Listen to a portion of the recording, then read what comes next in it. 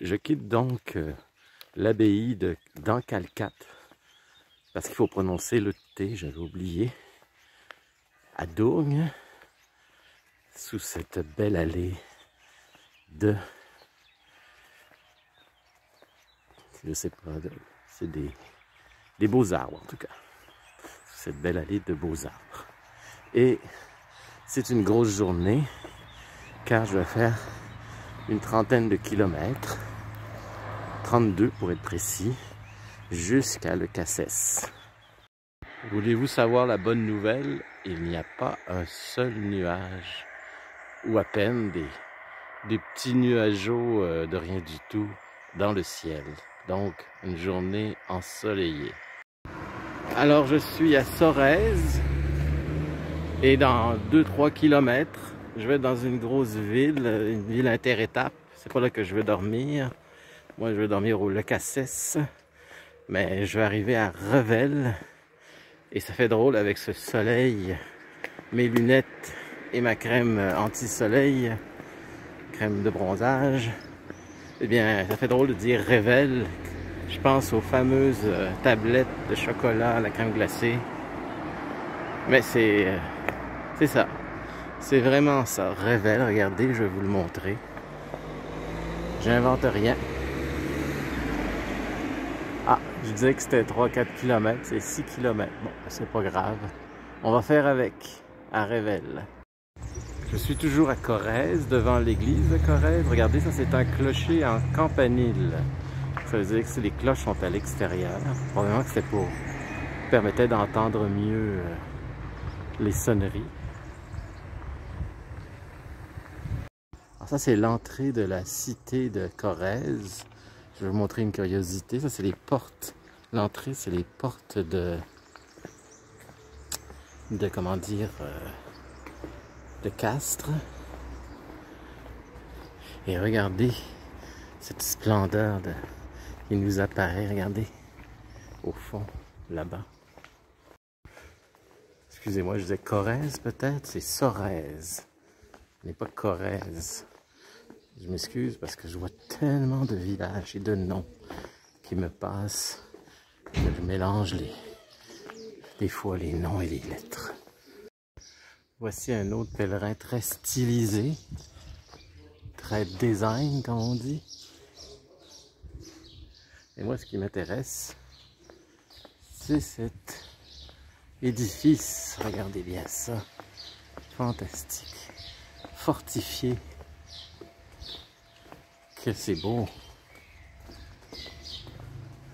Que c'est beau! Alors voici cet édifice, je ne sais pas c'est quoi, je vais aller voir, je vais vous le dire. Alors c'est l'église Saint-Martin, fin 15e, qui a été détruite en 1573 lors des guerres de religion, et le clocher qui subsiste est tout ce qui reste. Voilà, c'est un clocher qui a été sauvé des guerres de religion. C'est le plus loin que je peux aller en reculant parce qu'il y a un mur derrière moi. Mais ça vous donne une bonne idée de ce qui reste de ce clocher qui était fortifié. Il fallait fortifier les églises parce qu'elles étaient attaquées. Surtout que c'était des guerres de religion en plus.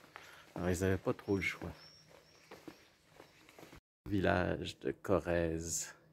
Regardez, cette maison à colombage est incroyable. C'est l'ancienne rue des Teinturiers. Aujourd'hui, c'est la rue des Puits Verts de Sorèze, de l'industrie manufacturière des teinturiers. Ils faisaient donc de l'étoffe de laine et c'était des protestants, donc d'où les guerres de religion. Très beau village.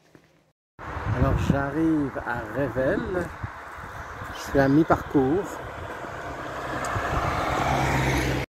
Voilà deux pèlerins bien étranges.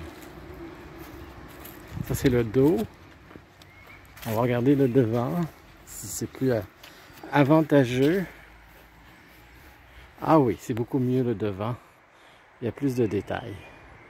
Ils ont l'air un peu en catalepsie, là. Mais ils sont originaux, hein? On peut pas dire qu'ils ne le sont pas. Regardez bien cette vue imprenable.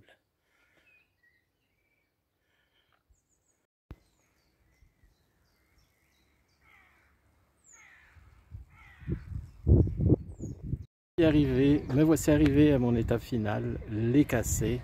Et je suis pas mal cassé, je peux vous le dire, après 30 km. Je suis au gîte La Passerelle, tenu par Isabelle. Et on va être 4 ce soir. Une Italienne, Nadia, un Allemand, Nicolas, un Français, Jean-Luc, et moi. Et on va souper ensemble et ça va être très agréable. On va discuter de toutes nos cultures mélangées ensemble. Alors, c'était pour terminer aujourd'hui. N'oubliez pas de vous abonner encore une fois. C'est très important pour m'encourager et à la prochaine.